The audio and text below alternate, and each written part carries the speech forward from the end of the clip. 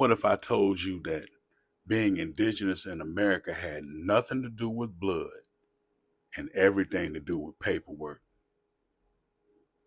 What if the people you call black today were actually the original people of this land, but were legally reclassified, erased, and replaced because they didn't know how to register or file for a patent?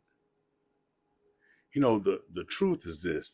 In the United States, the government doesn't recognize origin. It recognizes compliance. You know, let's take blood quantum. People think it's a science, a way to measure how native you are by percentage. But blood quantum had nothing to do with blood. It was a bureaucratic tool created by the US government to control tribal populations and phase out indigenous identity on paper over time and replace it with natives. If your family refused to enroll in federal rolls like the Dawes rolls, which you'll find in this book, Paper Genocide, if you didn't accept US authority or move to a reservation, you were erased, labeled Negro, colored, black, or other. The goal was simple: to shrink the number of Indians eligible for land rights or recognition by rewriting your identity, not your ancestry. And this tactic didn't stop at blood. It applies to names too. So let's take the Seminole tribe of Florida. You know, they are federally recognized and they hold exclusive trademarks on the name Seminole. But let's ask the deeper question. Are they the original Seminoles? Or are they just the ones who made it to the government trademark office first?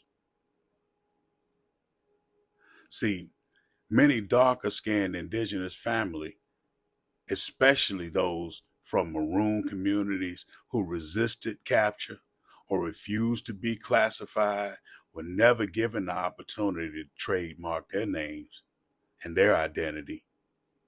In the eyes of the US, whoever files first, whether in a federal registry, tribal roll, or patent office, gets credit, funding, and status.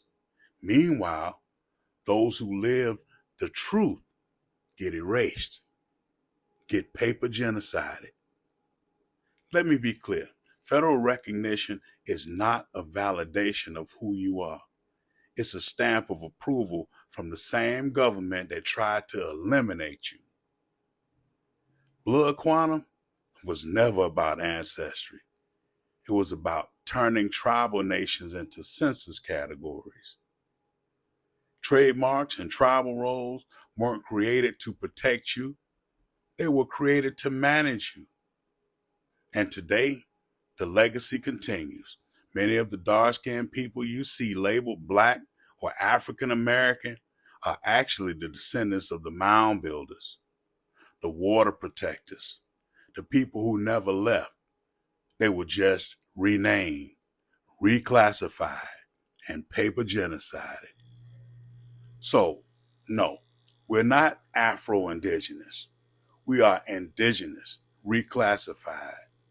This is about epistemistic justice, about reclaiming your truth, your name, and your lineage, not from ancestry tests or federal registries, but from the voices of your elders and the footsteps of your ancestors.